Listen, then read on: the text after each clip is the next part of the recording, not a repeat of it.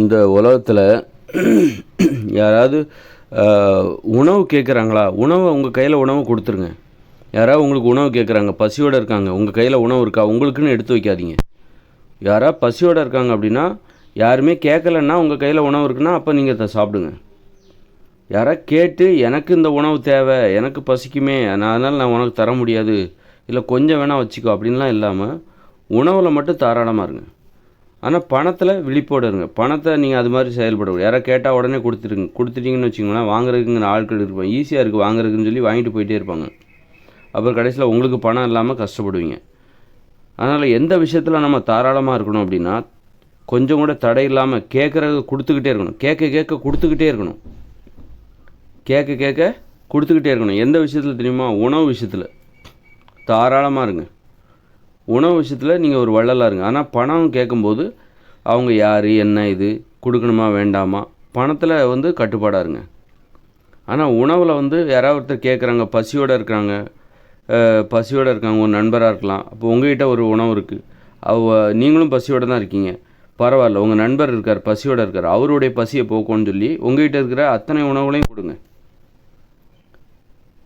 அதே நேரத்தில் உங்கள் நண்பர் கஷ்டத்தில் இருக்கார், ரொம்ப கடனில் இருக்கார், உங்கள்கிட்ட எனக்கு ஒரு 10-20,000 ரூபா கொடு அப்படின்னா, உங்கள்கிட்டே கம்மியாக இருக்குது அப்படின்னா கண்டிப்பாக உங்களுக்கு கொடுத்தா திரும்ப அவ்வளோ ஈஸியாக கிடைக்காது அப்படின்னா கொடுக்காதீங்க. பண விஷயத்தில் கராராக இருங்க. ஆனால் உணவு விஷயத்தில் கராராக இருக்காதீங்க. உணவு விஷயத்தில் யாருக்காவது வேணுமா, உங்கள் நண்பர்களுக்கு பகிர்ந்து உண்றீங்க, உங்கள்கிட்ட இருக்கிறத மற்றவங்கள்ட்ட நல்லா தாராளமாக கொடுங்க.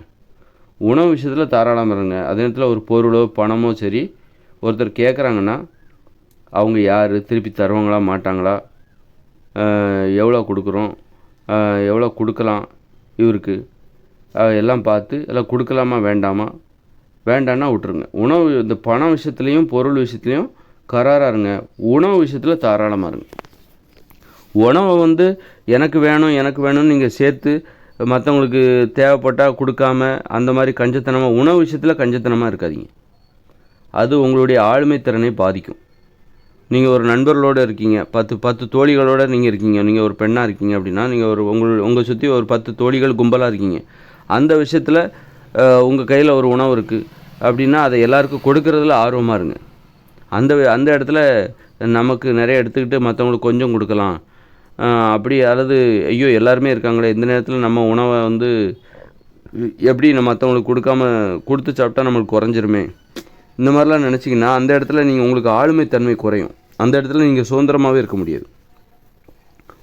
உணவுக்கு சுதந்திரங்கிறது ஒரு 4 பேர் இருக்கிற இடத்துல நீங்கள் சுதந்திரமாக பேசணும், சுதந்திரமாக எல்லாரையும் பார்த்து பேசணும் அப்படின்னா அதுக்கு அடிப்படையாக தேவையானது உணவை எல்லாத்தையும் பகிர்ந்து உண்ணணும். பிறரை பகிர்ந்து உண்பது தான் மனித வாழ்க்கைக்கு காரணம். மனிதர்கள் பகிர்ந்து உண்பதை நீக்கிவிட்டால், கடைபிடிக்கவே இல்லைன்னு வச்சுக்கோங்க, மனிதர்களாகவே வாழ முடியாது. இந்த பாசம், அன்பு பாசம்லாம் எங்கேருந்து வருதுன்னா, இன்றைக்கி நீங்கள் பகிர்ந்து உண்டால் இன்றைக்கு உங்களுக்கு அன்பு பாசம் என்பது ஏற்படும். பகிர்ந்து உண்பது தான் அன்பு பாசத்துக்கே அடிப்படை. ஒரு அம்மா குழந்தைக்கு அந்த தாய் பாசத்தை எப்படி ஊட்டுறாங்கன்னா, பாலை கொடுத்து தானே ஊட்டுறாங்க. பாலே கொடுக்கலப்பா, அந்த பிள்ளைக்கு தன் தாய் மீது பாசம் விடுமா?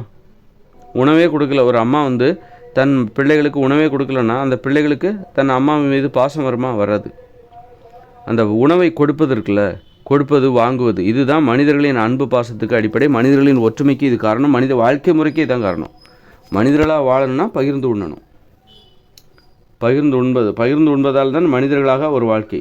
பிற உயிரினங்கள் பாருங்கள், பகிர்ந்து உண்ணுகிற வழக்கமே கிடையாது. அங்கே தாய் உயிரினம் தான் தனது குட்டிக்கு பால் கொடுக்குமே தவிர குட்டிக்கிட்ட இருந்து அந்த தாய் வாங்காது. குட்டிக்கிட்ட இருந்து அந்த தாய் என்னைக்காவது வாங்குமா? ஒரு நாய் நாய்க்குட்டி போட்டிருக்கு, அந்த நாய்க்குட்டிக்கு தாய் பால் கொடுக்கும். ஆனால் அந்த குட்டிக்கிட்ட இருந்து என்னைக்காவது அது எதிர்பார்த்துருக்குதா? எதிர்பார்க்காது, வாங்காது. வாங்குகிற பழக்கம் பிற உயிரினங்களில் இல்லை. கொடுக்குற பழக்கம் அந்த தாய் உயிரினத்துக்கு மட்டும்தான் இருக்குது.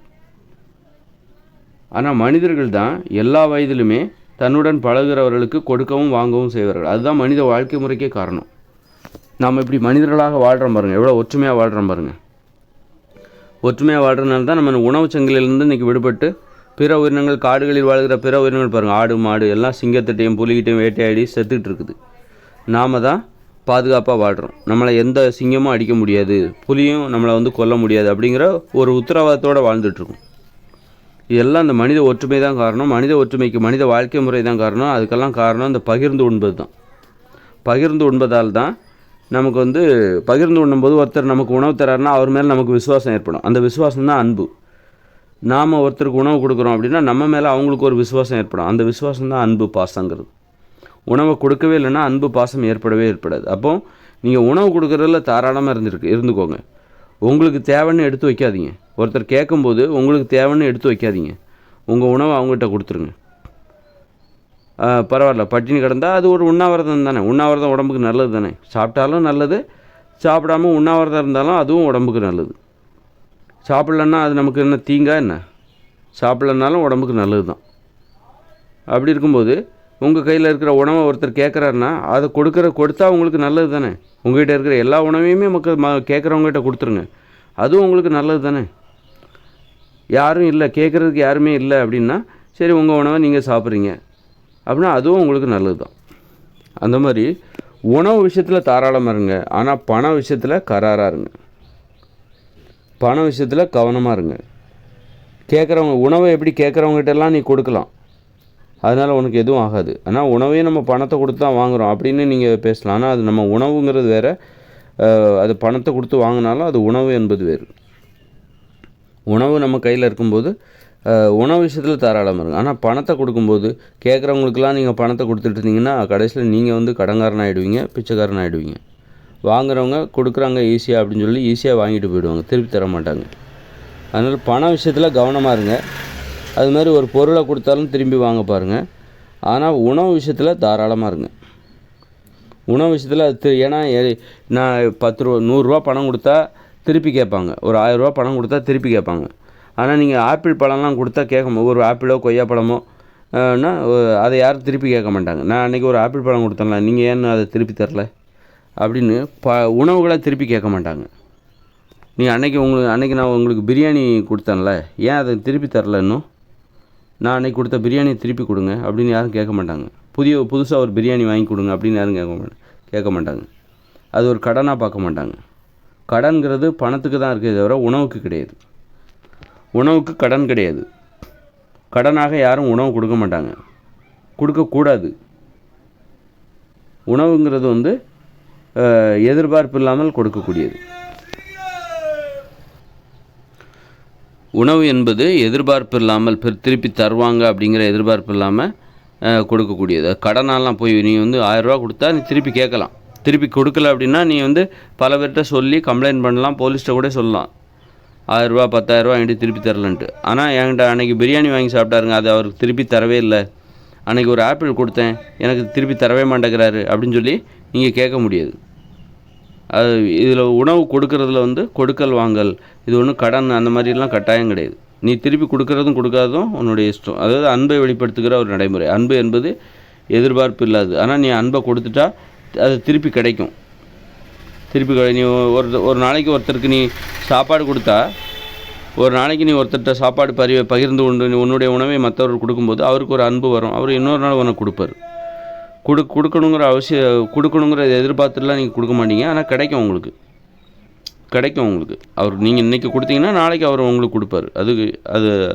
அது நடக்கக்கூடிய விஷயம். அதை எதிர்பார்த்துட்டு யாரும் கொடுக்காம. அதனால் உணவு கொடுக்குறதுக்கும் பணத்தை கொடுக்குறதுக்கும் வித்தியாசம் இருக்குது. பணத்தின் தன்மை வேறு, உணவின் தன்மை வேறு. இதை தான் புரிஞ்சுக்கணும். பணத்தின் தன்மை வேறு, உணவின் தன்மை வேறு. உணவை கொடுத்துட்டு யாரும் திரும்ப கேட்க மாட்டாங்க. ஆனால் பணத்தை கொடுத்தா திரும்ப கேட்பாங்க. திரும்ப நம்ம கொடுக்கணும். பணத்தை வாங்கினோன்னா திரும்ப கொடுக்கணும். உணவை வாங்கினா திரும்ப கொடுக்கணுங்கிற கட்டாயம் கிடையாது. கொடுத்தா நல்லது, கொடுக்கலன்னா உனக்கு கெட்டது நடக்கும். அந்த மாதிரி அப்போது பன்முக ஆழ்மைத்தன்மையை வளர்த்துக்கணும், நல்ல திறமையை வளர்த்துக்கணும் அப்படின்னா உணவை பகிர்ந்து உண்ணுங்க. உணவில் தாராளமாக இருங்க. 4 நண்பர்கள் மத்தியில் நீங்கள் இருக்கீங்க, உணவை தாராளமாக பகிர்ந்து உண்டால் அந்த இடத்துல நீங்கள் நல்ல சுதந்திரமாக வாழ்வீங்க. உங்கள் ஆளுமைத்திறன் அதிகரிக்கும். நீங்கள் உணவை மறைச்சிங்கன்னு வச்சுங்களேன், மறைச்சி உங்களுக்கு வேணும்னு சேர்த்து என் பிள்ளைக்கு வேணும் எனக்கு வேணும் அப்படின்ட்டு அந்த மாதிரி சுயநலமாக உணவை சேர்த்து ஒழிச்சு சாப்பிட்டிங்கன்னா உங்களுடைய அப்போ நீங்கள் ஒரு திருடராக மாறி எல்லா இடத்துலையும் சுதந்திரமாக உங்களால் இருக்க முடியாது. நண்பர்கள் மத்தியிலையோ உறவினர்கள் மத்தியிலையோ சுதந்திரமாக இருக்க முடியாது. அதனால் உணவு விஷயத்தில் பசித்தவருக்கு தயங்காமல் ஓடி சென்று கொடுக்கிற வழக்கம் நமக்கு இருக்கணும். அதுதான் நம்முடைய ஆளுமைத்தன்மையை வளர்க்கும். நல்ல பண்புகளை வளர்க்கும், மனிதத்தன்மை அதிகப்படுத்தும்.